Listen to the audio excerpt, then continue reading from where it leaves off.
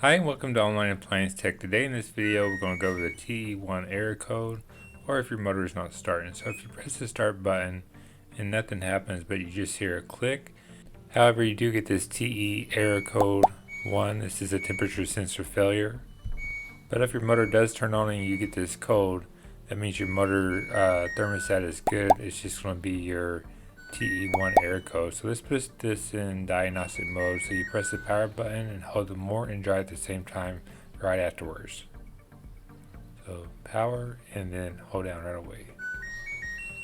So if you press start and your dryer does turn on, but yet you do get this code, that means your motor thermostat is okay. But if you hear a click, that more than likely means your belt's broken or your motor thermostat opened up. Here later on in the video I'll explain more about that and exactly how that works and where it's at and located and so forth. So just remove these 6 screws from the back panel. Definitely make sure you unplug this before you get started. So once these 6 screws are removed, excuse my language, just remove this floor panel, and as you can see here I didn't remove all 6, so let me go back and do this.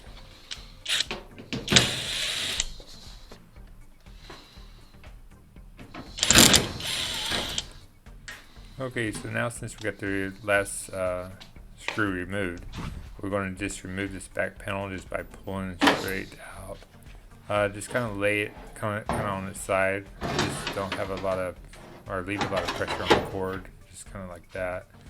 And then here's a diagram. I will explain this to you later. If you're a technician, this is how you should be checking it, so you don't have to rip the whole machine apart. Here's the main control board.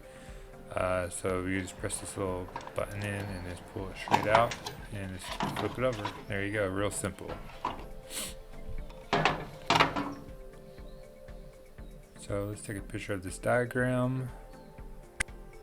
Here we go. So here's the diagram. So this is, like I said, this, if you're a technician, this is definitely how you should be checking everything from the main board. That way you don't have to take the whole machine apart.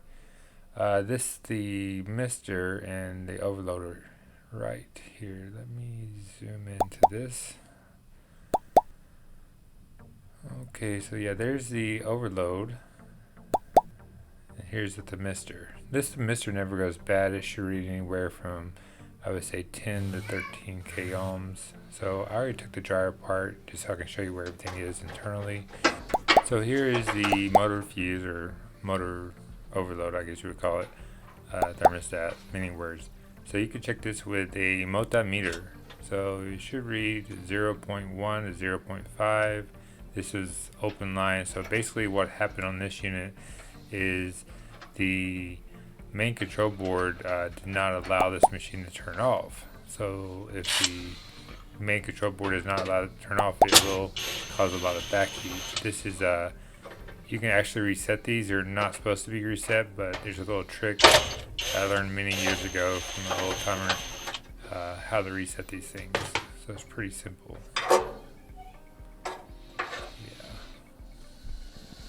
So you'll take like a flathead. As you can see, if I shake it, it doesn't rattle. It should rattle.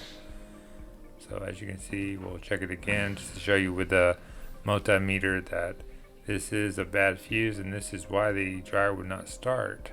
And it was all caused because it was overheating due to the bad thermistor.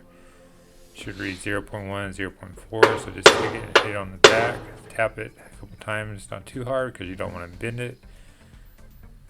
And there we go. It should be fine. So it should shake now, it should rattle. That's the way you can test it without the multimeter, if you don't have a multimeter. This is only if your machine is not starting. If it's starting and getting the TE1 error code, more than likely it's going to be your main board, and here later on in the video I'll explain more about exactly why and so forth. So now we're going to install this thermistor. This way your machine will start. In this repair, I thought this was my only problem, to be honest with you, but I was aware of the code, and that's why I checked the thermistor also, but I've never had to replace the thermistor on an LG, if that gives you an idea. So the air comes back in because it can't leave and blows the fuse. This is the mister that controls the outward airflow. So this is an example of how it works. The air comes in from the heater, out the blower, and it should go out the house. If it can go out the house, it comes back, blows the fuse. And if the mister is what controls the temperature, which is there, which is also controlled by the main control board.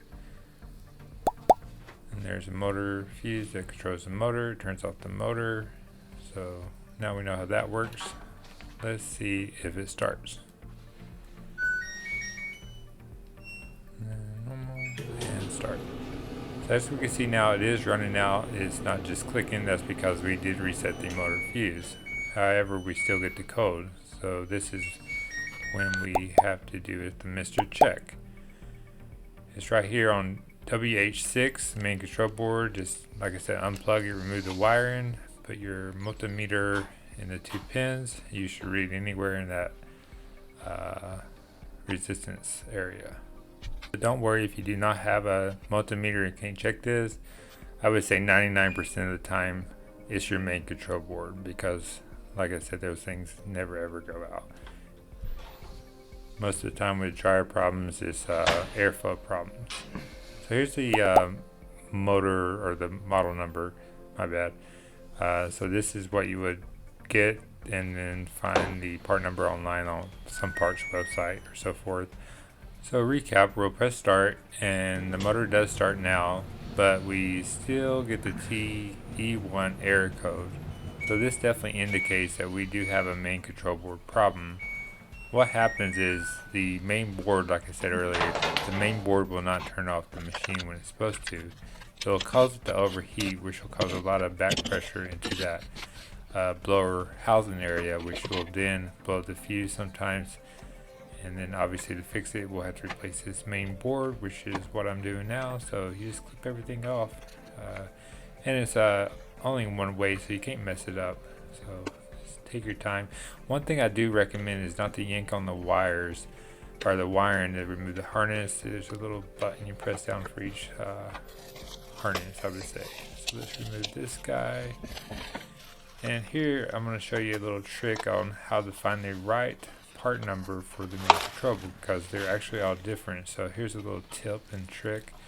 So if you work on this job and you don't know what the part number is for your main board, because even online they can mess up, there's a little sticker here that has the number on it. Yeah, here they have the yellow one, and on the left we have the orange one. Let me see if I can zoom in. Sorry, it's blurry, but you'll see it on yours. You'll have a part number on here that starts usually with the E. You can see here's the same part number, and also it'll be on the box. So this is a good reference to make sure you do get the right main control board for your dryer. So we're just going to click everything back into place. Display. There we go. I'm just going to put the same way you took it off. So yeah, you just click it in, slide it in, I would say, and then you'll just press down on the other side to click it back into place. As you can see, oh, I think I did that wrong. Let me fix my mess.